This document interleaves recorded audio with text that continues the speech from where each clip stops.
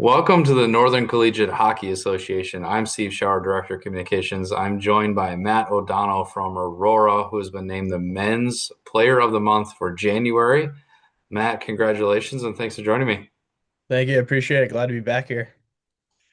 Back here again, you were playing the Player of the Month for November, and in January, Matt, 7-1-0 record, led the conference with 227 saves, a 934 save percentage, a touch under 2 goals a game on average, and he had a pair of shutouts. Talk about the month of January for you specifically as an individual player. Yeah, I felt like everything was just kind of clicking for me when we came back for that first weekend against Adrian. Felt a little nervous kind of going into that weekend. But then when we got in the games, I kind of just settled in real nice and stuff. And our team played really well. And I just felt everything was connecting for me well and just kept rolling with it as the month went on. So. That was one of my questions later on my list here to ask you, but let's jump right into that. The winter break, a couple of weeks off of there, and then you come back and you get right into it with a difficult matchup against Adrian, swept them. Can you talk about what it takes to maybe come off of a break, what you need to do to stay in top shape, and then to mentally focus, knowing that is a very important weekend? Yeah, it's very hard to get back into it, but just have a set routine. I have a set routine and I try to stick to it as much as I can and everything else. So coming to the rink, always get a nice warm up in, get on the ice, try to get everything going, like tracking eyes, movement, everything else. So trying to get back into it is it's very hard, but if you're disciplined and everything else, then everything kind of comes in well. There's certain things you have to do during a lengthy couple of week break there to come back and kind of jump back into it. A certain workout regimen, maybe some mental exercises, is there certain things that you do. I don't do anything crazy. I kind of just take it day by day. During the break, I took a week off, kind of relax, kind of reset everything, and kind of get back into it. And then next week, I kind of got back in shape and everything else. So, nothing crazy, just kind of simple stuff and nothing out of the ordinary. Let's talk about the Spartans this year. How is the culture and the team bonded over the last month of January? You swept Aurora, difficult series against Trine where you split with them. We've had some really solid games in between there. How have the guys been coming closer together?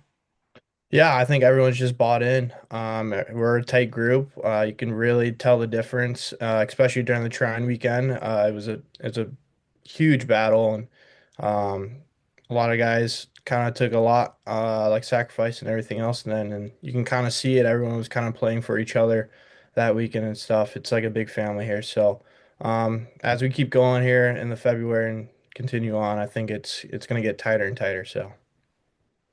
Talk about Aurora during your career, how the program has grown uh, to when you came in as a freshman to now when you look at it.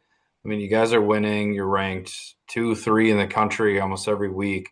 How has the standard increased, and how do you guys hold yourself to that expectation? Yeah, I think the big part of that is our senior group. I think our senior groups have been big leaders for us throughout the years.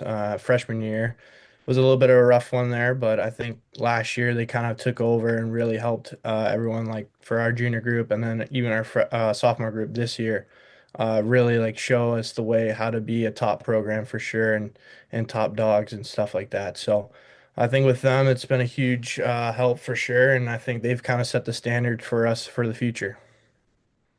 When you were recruited by Aurora, obviously being with that program, being with the school, the academics, the hockey, that is all important. I am curious though, at any point in the recruiting process, doing your research, when you looked at the NCHA, the conference, did that play a factor at all in knowing how difficult the league is? Uh, I'm not gonna lie, I didn't really do much research to be honest, you know. So I actually had no like big idea like how big of a conference this was and how tough it was. I kind of just came in and stuff, but I kind of learned pretty fast from like the older guys and stuff, everything about it. So, but I'm kind of glad I'm here. It's a great conference, and I think it's one of the best ones out there. So. Do you think that's an added benefit for you as a goalie, as a player, but also the program?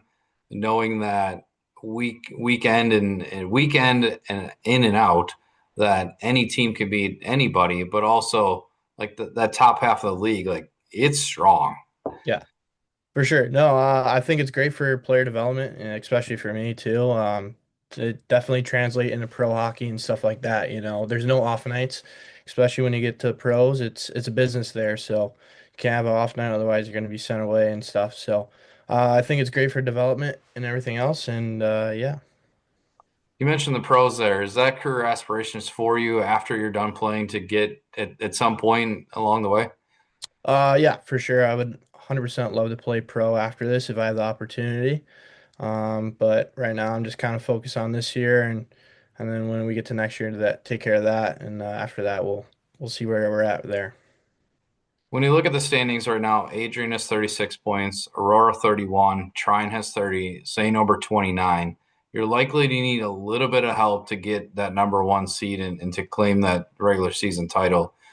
Does that even, do you guys even look at it? Are you talking about it, or is it that mindset of game by game?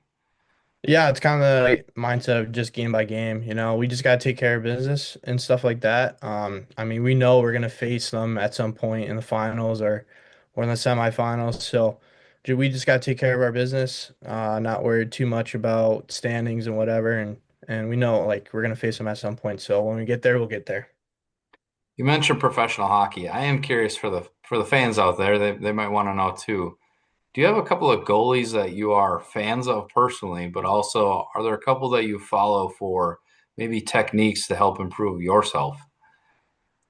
Well, I do like watching like Andre Vasilevsky, the way he moves and like his flexibility, his skating and everything else like that. It's very nice to watch. I definitely try to like model a little bit after him, not too much and stuff. One of my favorite goalies is Mike Smith. The way he plays a puck and just the intensity he has in the games is definitely something I also like to match too. But those are two guys I like to watch a lot. I do like watching Joey Daccord. I find him very like simple and not overly flashy. When you watch those guys, do you ever do any certain drills or something? You talked about flexibility, quickness, time to make saves. There's certain drills that you maybe mimic that the pros are doing to help yourself at the collegiate level. Yeah, a little bit here and there, not too much. I try to keep it as simple as possible.